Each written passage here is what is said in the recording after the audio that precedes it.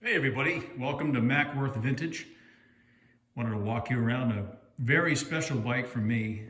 Anyone that knows me well knows that 350Xs hold the title for the most desired three-wheeler for me. I had one new back in '86, bought one. But these 85s, for some reason, I just like them better.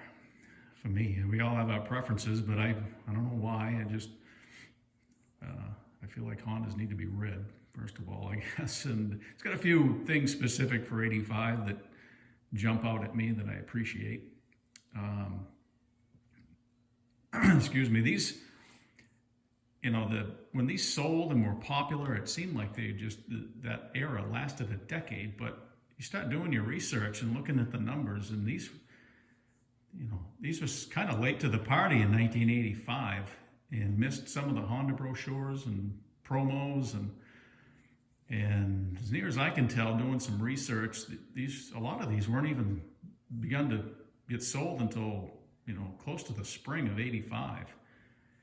So if you kind of include that date and fast forward to when they really started to disappear, you're talking 2 years, maybe less. And, everybody's got a 250R in their collection, and I get it. Those are sweet. But for me, these are rare. And these are the time period with these are new and around and available was pretty darn short. And I just love them. I'm going to walk around this bike and highlight a few things that I feel need mentioning. Again, this hasn't been detailed. This is a bit out of the ordinary for me to do a start and finish machine.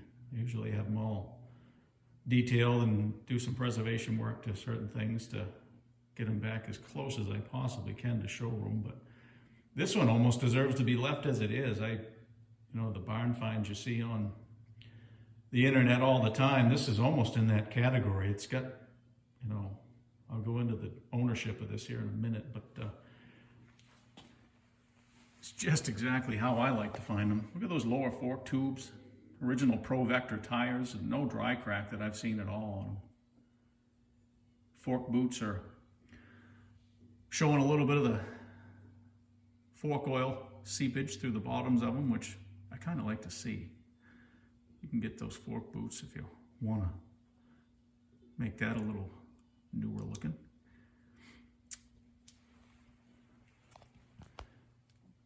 I got all the original paperwork for this bike from when it was brand new. And an interesting little tidbit. This was sold new with the bike, as was this reservoir guard. And how much do you think that guard was brand new? I'll tell you, it was $19. They threw the reservoir guard in for free.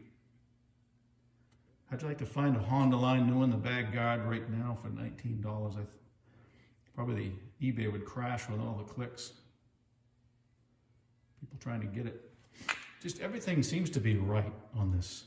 And you as a collector know what I'm talking about when you're looking at bikes. This brake guide, it's the right one. It's flat, it's an 80, it's a 350X. It's not bent. Some people put the 250R one on there because they fit. But got the right scoops for 85. They often hit the rubbers on the headlights, and this one, I guess, doesn't, which is rare. That engine is just how I like to find them. Not monkeyed with at all. It's got a little bit of scrapage there next to probably the boot was hidden, but no frame rub. This hasn't been touched up. Original drive chain decal. Bruce makes those new with blue line decals, but it is kind of cool to see an original one. And that one's pretty darn near perfect.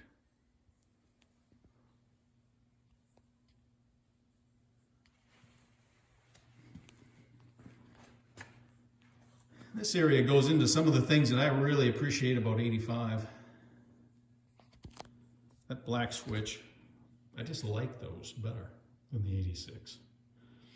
They're more unique. Shared it with the 200X, 250R. It became multicolored, as you know, in 86.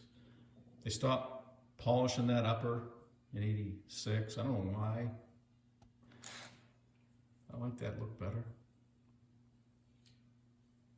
Just me. This is a later produced 350X, obviously. Probably, I haven't looked at the decal, but manufactured in March or after of 85. They didn't have that hard to start flooded engine decal right out of the gate, as you'll see in the manual and stuff. They didn't have that, but I think the bikes March or April after that, they were probably, that decal was thrown on there from the get-go because enough people complained about it. Original seat, still nice and plush. Fenders look great. I mean, to keep this for however many years ago 1985 was, 35-ish, right?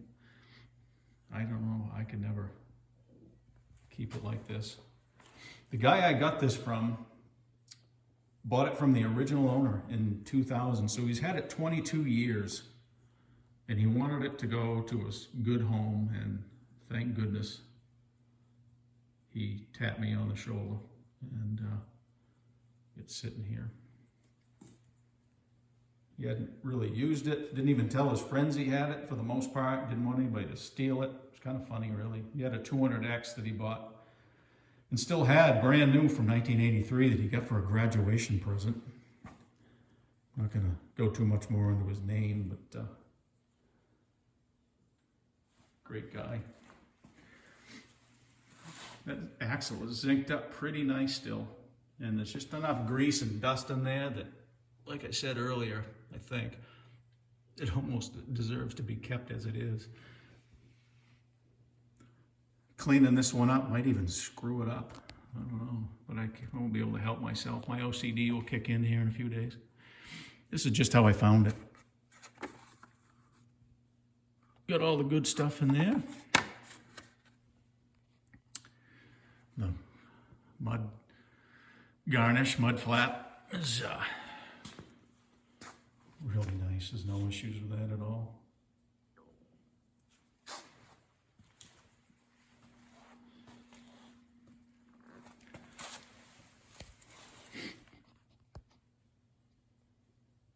Little whammy in the rim.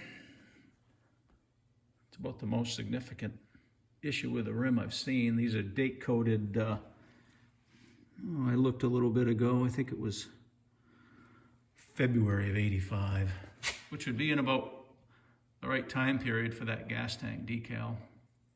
Starting to slap those on there.